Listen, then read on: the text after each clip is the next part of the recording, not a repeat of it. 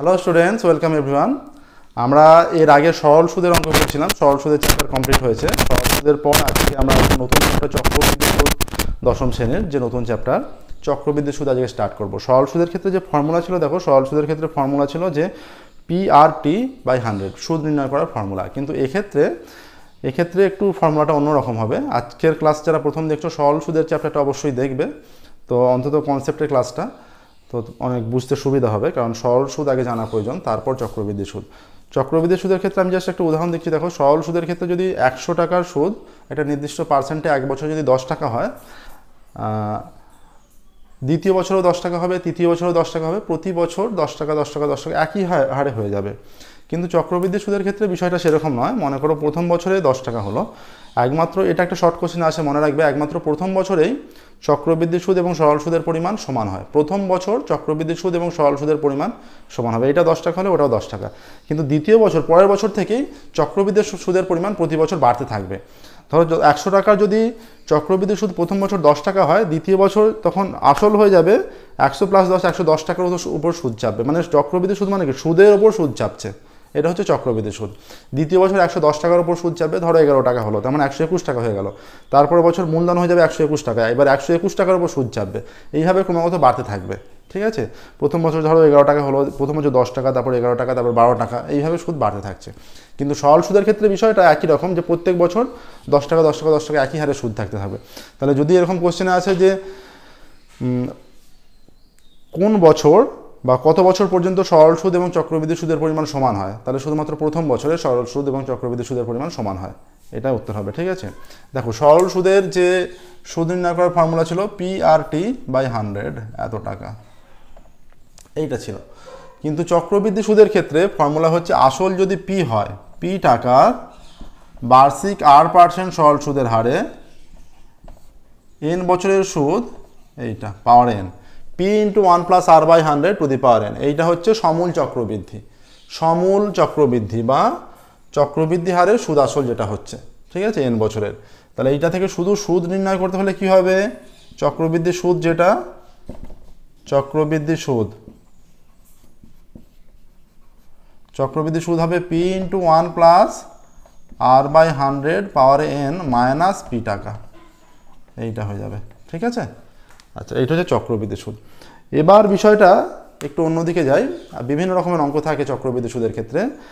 এটা আমাদের যদি পার্সেন্টেজ একটা নির্দিষ্ট থাকে যে n বছর প্রত্যেক বছর R% হারে, এবার যদি প্রথম বছর বলা হলো R%, দ্বিতীয় বছর R1%, তৃতীয় বছর R2%, এইরকম যদি হয় বা 3 বছরের চায়, সেই ক্ষেত্রে সমূল চক্রবৃদ্ধি কীরকম হবে, সমূল চক্রবৃদ্ধি যদি সুদের হারটা আলাদা আলাদা হয়, সমূল চক্রবৃদ্ধি মনে করো 2 বছরের, এক বছর হচ্ছে 4%, এক বছর 5%, এরকম যদি হয়, এটাকে আমরা লিখছি একটা R1 একটা R2 যদি হয়, সেটা সমূল চক্রবৃদ্ধি হয়ে যাবে P × 1 + R1/100 1 + R2/100, এইরকম, এটা সমূল চক্রবৃদ্ধি। এবার এইটা থেকে P মাইনাস করলেই যে মানটা আসবে, P মাইনাস করলেই সেটা হয়ে যাবে তোমার চক্রবৃদ্ধির সুদ।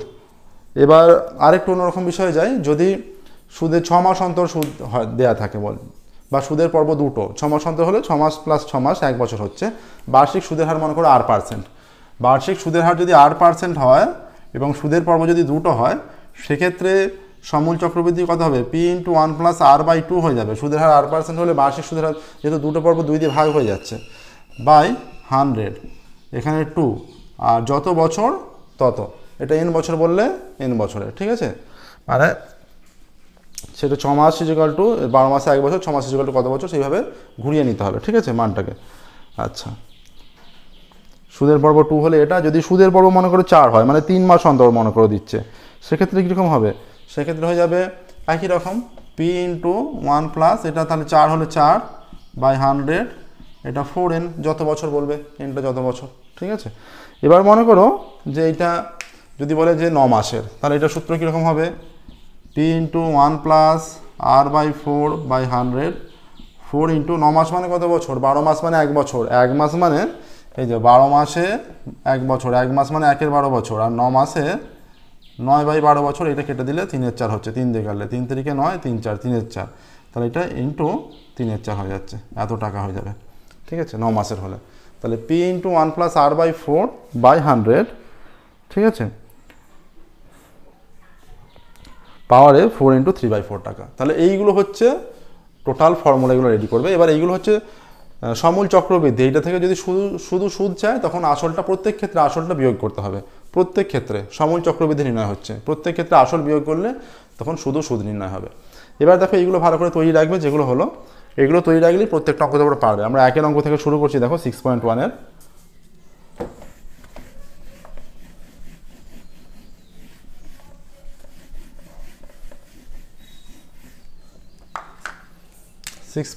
আমাদের একের অঙ্ক যেটা আছে, শুরু করছি। দেখো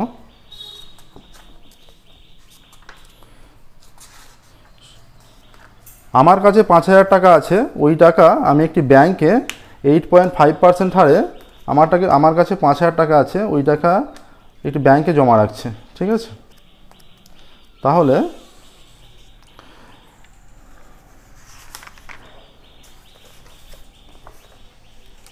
ব্যাংকে 8.5% চক্রবৃদ্ধি সুদের হারে জমা রাখলাম, 2 বছর শেষে সুদ আসলে মোট কত টাকা পাবো, মানে সমূল চক্রবৃদ্ধিটাই চেয়েছে, 2 বছর শেষে সুদ আসলে কত টাকা পাবো। তাহলে আসল কত আছে এখানে, আসল আছে 5,000 টাকা, আমার কাছে 5,000 টাকা আছে, ঠিক আছে, 5,000 টাকা আছে। সুদের হার কত, 8.5%, বার্ষিক সুদের হার, বার্ষিক সুদের হার সমান 8.5%, ঠিক আছে, বার্ষিক সুদের হার 8.5%। সময় কত, সময় 2 বছর,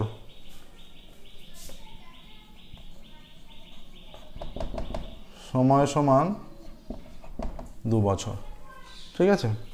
এবার তাহলে সমূল চক্রবৃদ্ধি কত হবে, বলেছে 2 বছরের সুদ আসলে কতটা, সুদ আসল মানে সমূল চক্রবৃদ্ধি, অতএব সমূল চক্রবৃদ্ধি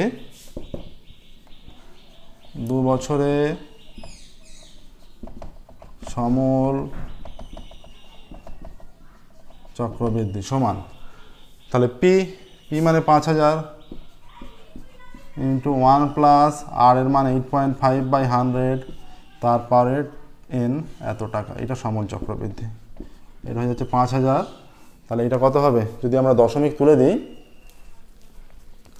এইখানে এই দশমিক উঠে গেলে 1000 হয়ে যাচ্ছে, এটা লসাগু করলে এখানে 1000 হয়ে যাবে, আর এটা যোগ করলে 1000 প্লাস 85, 1085, তারপর একটু এত টাকা হয়ে যাচ্ছে। তাহলে 5,000 ইন্টু 1085/1000 ইন্টু 1085/1000 এত টাকা, এইটা কেটে গিয়ে 5 আসছে, ঠিক আছে, 5 আসছে। এবার দেখো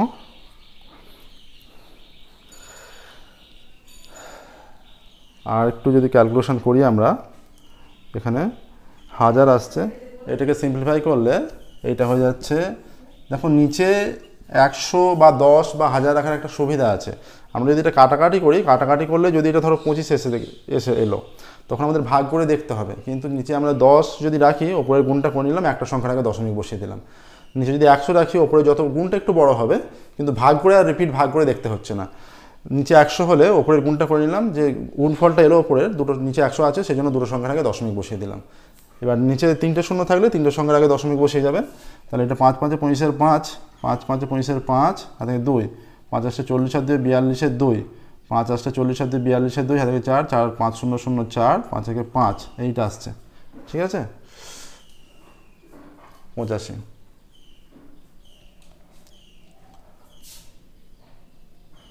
ইন্টু 1085 এত টাকা। এটা গুণ করলে কত হবে, এটা গুণ করলে হয়ে যাবে 5425কে 1085, 5400কে 1085 গুণ করলে হয়ে যাবে 5886 এত টাকা হবে, ঠিক আছে, 5886 ইজ ইকুয়াল টু, তাহলে নিচে 1-এর গায়ে 3টে শূন্য, 3টে সংখ্যার আগে দশমিক হবে, ইজ ইকুয়াল টু 5886.125 এত টাকা, এইটা আসছে, ঠিক আছে।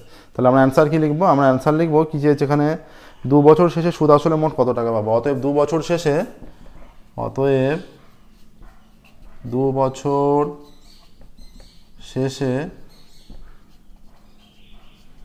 সুদ আসলে 5886.125 এত টাকা পাবো। 2 বছর শেষে সুদ আসলে এত টাকা পাবো। ঠিক আছে, এইটা আসছে দেখো। নেক্সট দেখো 2 এর অঙ্ক শুরু করব। প্রসেসটা বুঝতে পারলে নিশ্চয়ই, প্রত্যেকটা অঙ্ক একই প্রসেসে হবে।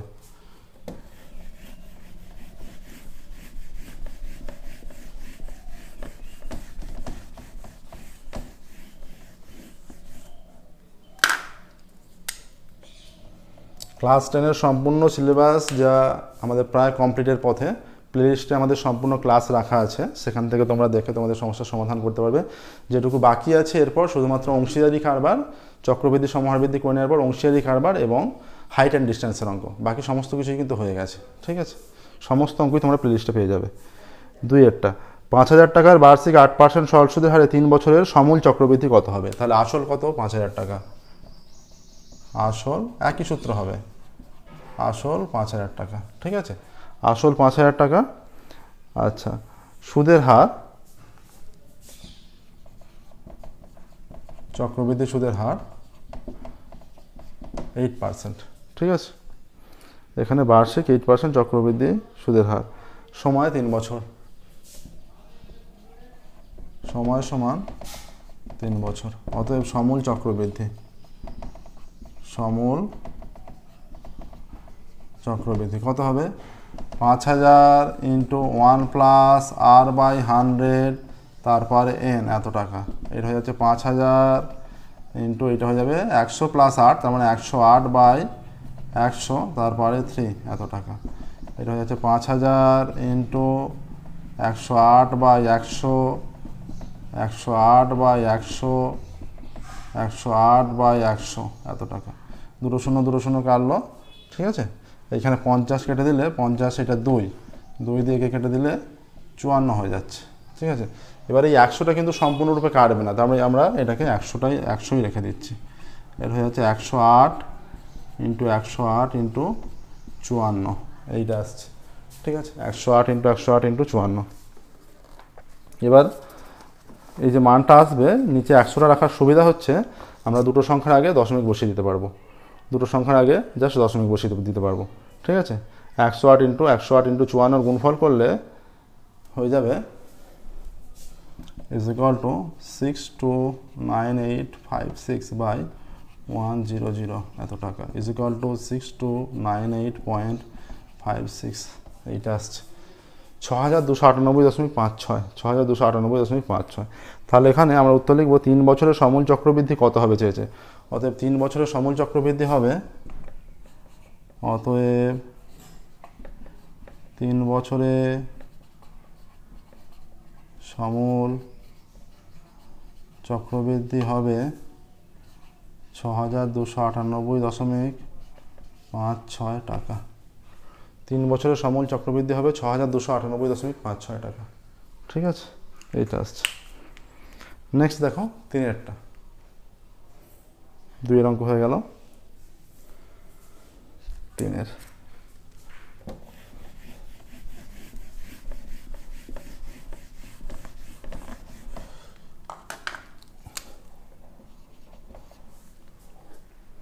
তিনেরটা বলেছে গৌতমবাবু 2000 টাকা বার্ষিক 6% চক্রবৃদ্ধি সুদের হারে 2 বছরের জন্য ধার নিয়েছেন। 2 বছর পরে তিনি কত টাকা চক্রবৃদ্ধি সুদ দেবেন? শুধু সুদটা চেয়েছে। গৌতমবাবু 2000 টাকা ধার নিয়েছেন, তাহলে আসল কত নিয়েছেন? 2000 টাকা। সুদের হার কত? চক্রবৃদ্ধি হার সুদ, হ্যাঁ, চক্রবৃদ্ধি হার সুদে হচ্ছে এখানে চক্রবৃদ্ধি সুদের হার 6%। সময় কত? সময় = 2 বছর। অতএব সমূল চক্রবৃদ্ধি, সমূল চক্রবৃদ্ধি মানে চক্রবৃদ্ধি হারে সুদ প্লাস আসল, সমূল চক্রবৃদ্ধি মানে।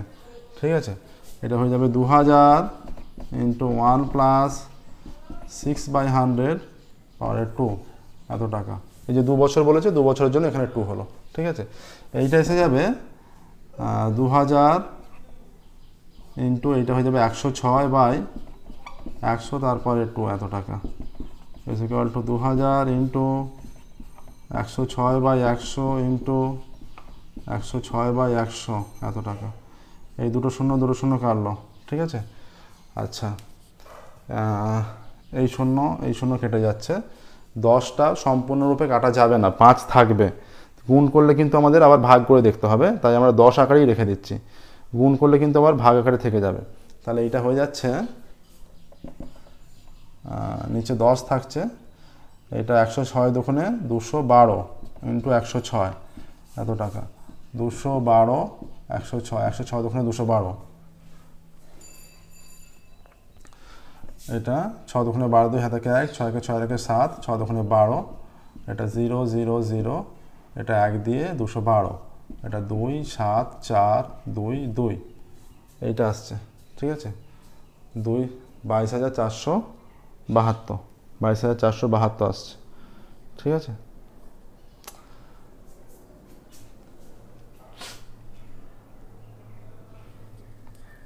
এই মানটা আসছে। তাহলে দেখো এটা যেটা এলো, তাহলে একটা সংখ্যার আগে দশমিক বসে গেলে এটা 22,472/10 এত টাকা ইজ ইকুয়াল টু 2,247.20 টাকা, ঠিক আছে। এটা সমূল চক্রবৃদ্ধি হলো, সেটা সমূল চক্রবৃদ্ধি হলো। অতএব চক্রবৃদ্ধি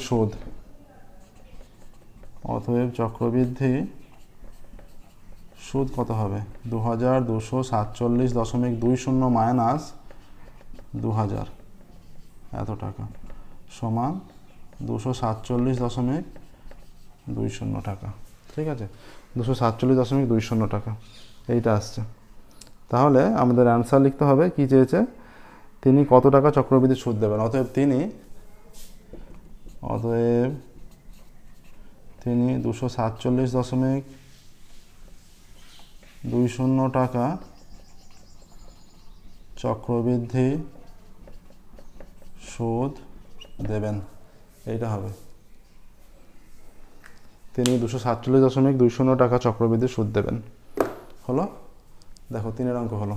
যে কোনো অঙ্ক অসুবিধা থাকলে আমাদের অবশ্যই কমেন্টে জানাবে, আমরা সেগুলো পুনরায় আলোচনা করব, ঠিক আছে। নেক্সট দেখো 4টা।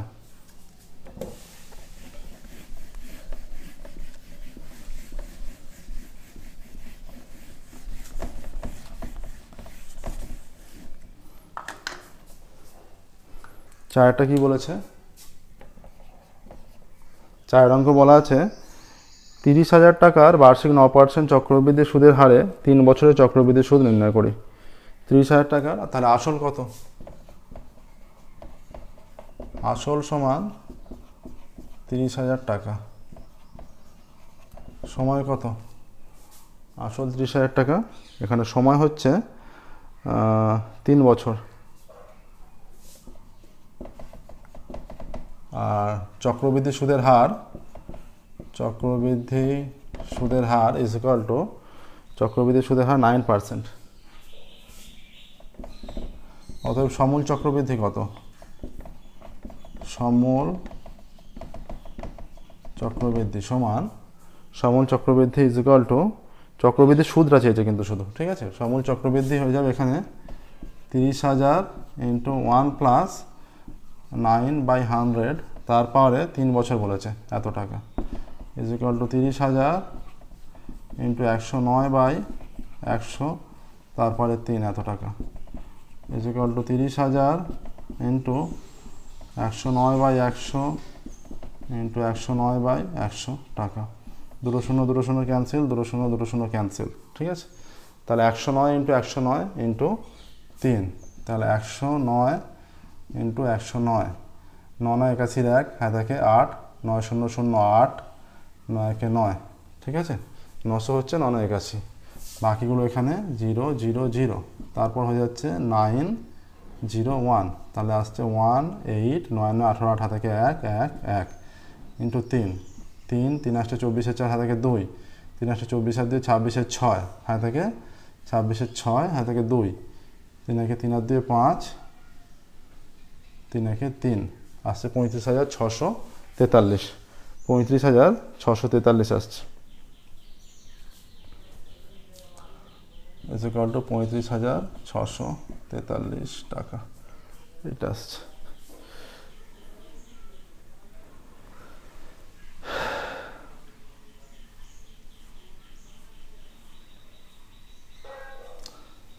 9% হারে দেখো এটা চক্রবৃদ্ধি 30,000 টাকার 3 বছর। আচ্ছা 3 বছরে আমরা দুটো মান নিয়েছি, আর একটা তো বাদ চলে গেছে, ইন্টু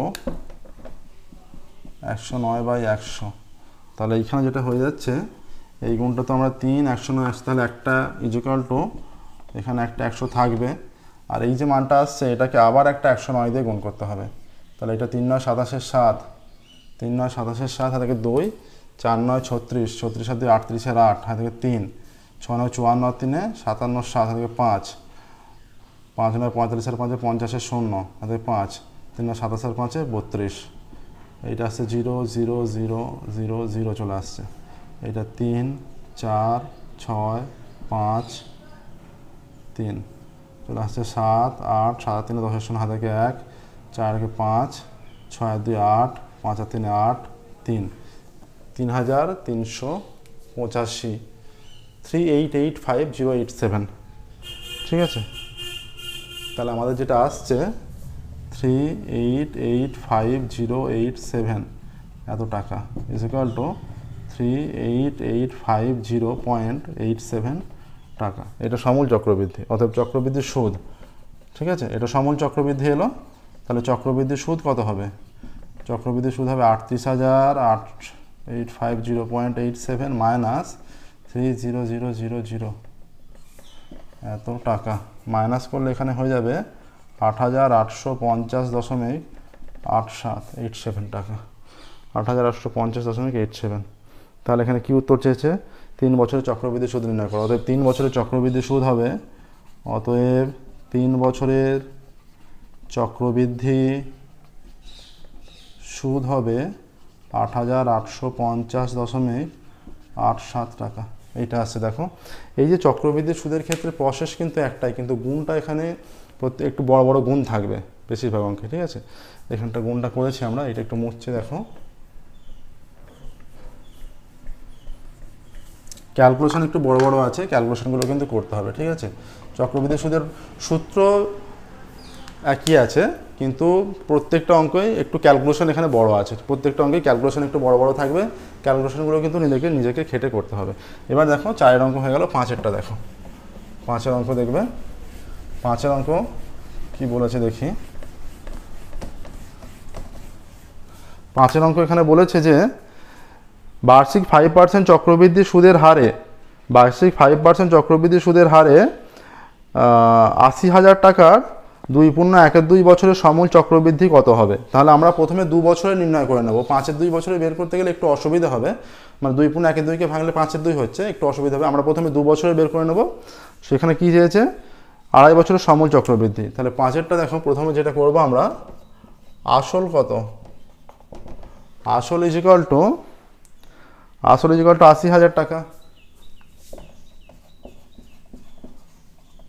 সময় কত? আমরা 2 বছর নিচ্ছি প্রথমে, 2 বছরের সমূল চক্রবৃদ্ধি প্রথমে নির্ণয় করে নিচ্ছি। ঠিক আছে, সময় 2 বছর, আর চক্রবৃদ্ধি সুদের হার, চক্রবৃদ্ধি সুদের হার ইজ ইকুয়াল টু 5%। অতএব সমূল চক্রবৃদ্ধি, সমূল চক্রবৃদ্ধি 80,000 ইন্টু 1 প্লাস 5/100 তারপরে 2 এত টাকা is equal two 80,000 into 105/100 into 105 দুটো শূন্য দুটো শূন্য দুটো শূন্য দুটো শূন্য কাটলো। ঠিক আছে, তাহলে 105কে 105 দিয়ে গুণ, তারপর আবার 8 দিয়ে গুণ, এটাই সমূল চক্রবৃদ্ধি হয়ে যাবে। তাহলে 105 5, তাহলে 525 হবে। বোঝাই যাচ্ছে 105কে 5 দিয়ে গুণ করলে এটা 0 0 0 চলে আসছে, আর 1 দিয়ে গুণ করলে 105ই হবে।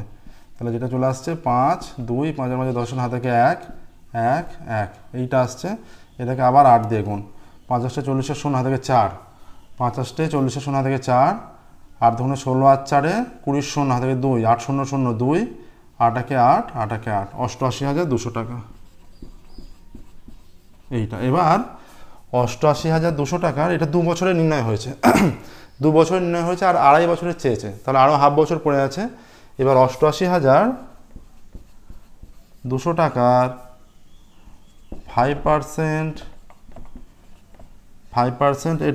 এটা নর্মাল যে ফর্মুলা, মানে এটা হচ্ছে 2 বছরের চক্রবৃদ্ধি সমূল চক্রবৃদ্ধি নির্ণয় হলো। এবার আমরা হাফ বছরের যে সরল সুদের ফর্মুলা ফেলবো, সরল সুদের যে সুদটা বের করে সেটা যদি আসলের সঙ্গে যোগ করে দিই তাহলে সমূল চক্রবৃদ্ধি নির্ণয় হয়ে গেল। তাহলে 5% সুদের হারে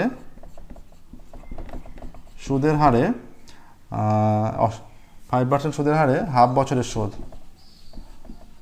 এত বছরের সুদ সমান এটা 88,200 ইন্টু 5 ইন্টু হাফ বাই 100, এত টাকা। 2 শূন্য কেটে গেল, ঠিক আছে। এইটা যদি কেটে দিই, 2টা 882টা কেটে গেলে 441 হয়ে যাবে। এবার 5 দিয়ে গুণ করলে 5 একে 5, 4 5 20 শূন্য থেকে 2, 4 5 20 আর 2 22, এত টাকা হচ্ছে 2250। অতএব 2.5 বছরের এত বছরের সমূল চক্রবৃদ্ধি কত হবে? এখানে ছিল 88,200 প্লাস 2,205, এত টাকা সমান 5 আসছে, 0 আসছে, এটা 2 আর 2 4 আসছে, 8 আর 2 10 শূন্য হাতে 1, 8 আর 9, 90,405 টাকা আসছে। দেখো 90,405 টাকা আসছে। তাহলে আমাদের যেটা অ্যান্সার আসছে যে 80,000 টাকার 5% চক্রবৃদ্ধি সুদের হারে, অতএব 80,000 টাকার 5% চক্রবৃদ্ধি হার সুদে 2.5 বছরের এত বছরের সমূল চক্রবৃদ্ধি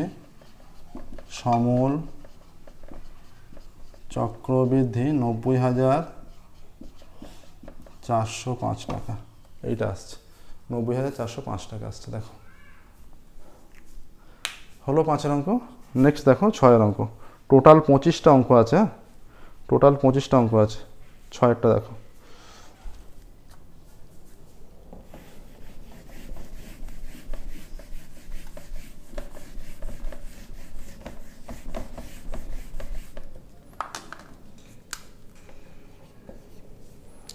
অঙ্ক কি বলেছে দেখি।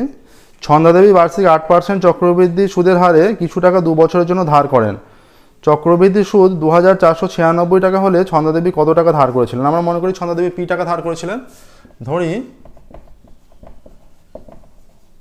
ছন্দাদেবী পি টাকা ধার করেছিলেন। এবার যে টাকা ধার করেছিলেন সেই টাকার চক্রবৃদ্ধি হার সুদে ধার করেছেন বলছেন, সেই টাকার বার্ষিক 8% চক্রবৃদ্ধি সুদের হারে 2 বছরের জন্য নিয়েছেন এবং চক্রবৃদ্ধির সুদ দিতে হয়েছে 2,496 টাকা, এটা দিতে হয়েছে। এর জন্য যে কত টাকা ধার করেছিলেন সেটা নির্ণয় করতে হবে। তাহলে আমরা এই পি টাকা যে চক্রবৃদ্ধি হার সুদে যত সময়ের সেই সময়ের চক্রবৃদ্ধি সমূল চক্রবৃদ্ধি বের করি। তো শর্তানুসারে সমূল চক্রবৃদ্ধি যেটা সেইটা মাইনাস পি ইজিক্যাল টু 2000, যেটা চক্রবৃদ্ধি সুদ বেরোচ্ছে। একটা দিয়ে আমরা চক্রবৃদ্ধি সুদ বের করছি আর একটা দিয়ে সেটা বলে দেওয়া আছে, তাহলে দুটো সমান হবে, দুটোকে সমান করে পি এর মান নির্ণয় করবো। তাহলে কত টাকা ধার করেছিলেন চেয়েছে সেটাই বেরিয়ে যাবে। তাহলে অতএব আসল সমান পি টাকা, ঠিক আছে, আসল পি টাকা।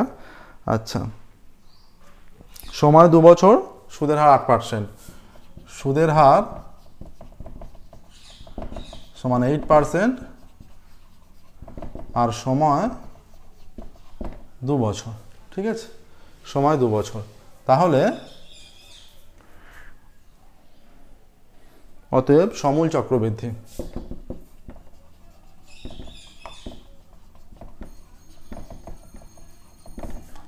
চক্রবৃদ্ধি P into 1 plus R by 100 তারপরে 2, এত টাকা, পি ইন্টু এইটা হয়ে যাবে 108 বাই 100 তারপরে 2, এত টাকা। তাহলে শর্তানুসারে সুদ দিতে হয়েছে বলছে, শর্তানুসারে হয়ে যাবে পি ইন্টু 108 বাই 100 তারপরে 2 মাইনাস পি, এইটা বিয়োগ করে দিলে, আসলটা বিয়োগ করে দিলে শুধু সুদ পড়ে যায়। এটা সুদ আসল, এটা সুদ আসল থেকে আসল বিয়োগ করে দিচ্ছি, শুধু সুদ পড়ে থাকছে। এটা কত সমান বলেছে? 2,496 এর সঙ্গে সমান বলছে, ঠিক আছে। এবার 108 ইন্টু 108 কত হয়? 108 ইন্টু 108 হয়ে যাচ্ছে এখানে আমরা ফর্মুলা প্রয়োগ করতে পারি, 100 লসাগু হয়ে যাবে, এ কমন নিলে a square minus B square formula পড়বে। এটা একটা গুণ না করে দেখো একটা প্রসেস হচ্ছে, এটা যদি আমরা পি কমন নিয়ে নিই হয়ে যাচ্ছে এটা 100 তার স্কোয়ার লসাগু -1 হয়ে যাবে, এটা 108 স্কোয়ার মাইনাস 100 স্কোয়ার হয়ে যাচ্ছে, এইটা আসছে 2496। যদি গুণ না করতে চাও এটা একটা ফর্মুলা হবে, ঠিক আছে। তাহলে এটা a square minus B square formula. এবার P is equal to P into এই 100টা এদিকে আমরা নিয়ে চলে আসছি, এটা হয়ে যাবে 108 প্লাস 100 আর 108 মাইনাস 100, এ স্কোয়ার মাইনাস বি স্কোয়ার এ প্লাস বি ইন্টু এ মাইনাস বি ফর্মুলা, এটা 2496 ইন্টু 100, এটা কোনাকুনি গুণ করে দিলাম, এই মানটা কোনাকুনি গুণ করে দিলাম, ওপরটা ফর্মুলা ফেললাম। এটা তাহলে কত হচ্ছে পি ইন্টু এটা 108 plus 100 208 into 8 is equal to 2496 into 10000 বা P is equal to 2496 into 10000 by 208 into 8, 208 into 8 এইটা আসছে, ঠিক আছে। এবার 208 দিয়ে যদি কেটে দেওয়া হয়, এটা 12 দিয়ে গুণ করলে, এটা 12 দিয়ে গুণ করলে সম্পূর্ণরূপে কেটে যাচ্ছে, দেখো 12 দুগুণে 2400 হয়ে যাচ্ছে, হ্যাঁ 2400, আর 12 8 দুগুণে 96, এটা কেটে দিলে 12 আসবে, 12। এবার 8 দিয়ে হলে 4 দিয়ে, 4 দুগুণে 8, 4 3 12, এইটাকে যদি আমরা 2 দিয়ে কেটে দিই 5000, 5000কে 2 দিয়ে গুণ করলে 10,000, এটা তাহলে পি এর মান আসছে, বা পি ইজ ইকুয়াল টু 3 5 15,000। এইটা আমরা যদি মুছে দিই এখানটা, এইটা অ্যান্সার চলে আসছে, দেখো 15,000 অ্যান্সার আসছে, ঠিক আছে। প্রসেসটা দেখো ভালো করে। এক্ষেত্রে কিন্তু গুণটা করে দেখতে হলো না, যে 108 ইন্টু 108 যদি গুণ করতে হতো সেটা বড় হতো। এই প্রসেসটা ফলো করতে পারো, প্রসেসটা আমার মনে হয় তোমাদের অনেক সুবিধা হবে, যে অঙ্কটা তাড়াতাড়ি হয়ে যাবে, ঠিক আছে। A square minus B square formula apply করা হচ্ছে। তাহলে এখানে আমরা উত্তর কী লিখব, কী বলেছে এখানে, ছন্দা দেবী কত টাকা ধার করেছিলেন, অতএব ছন্দা দেবী 15,000 টাকা ধার করেছিলেন, ঠিক আছে। যেটা অ্যান্সার আসবে, অতএব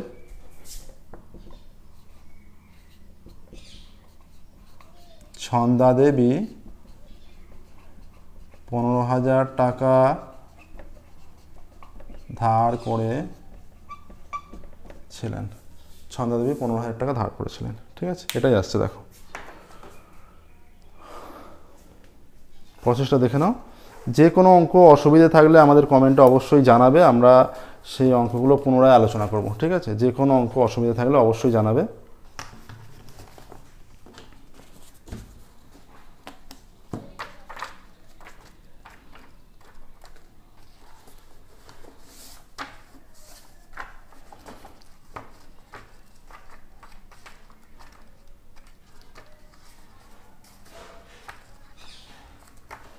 তো দেখো 6 পর্যন্ত অঙ্ক হলো, আজকের ক্লাস আমরা এখানেই স্টপ করছি। আমরা ফিরবো পরবর্তী ক্লাসে এবং 7 অঙ্ক থেকে স্টার্ট করব। Okay, thank you very much everyone.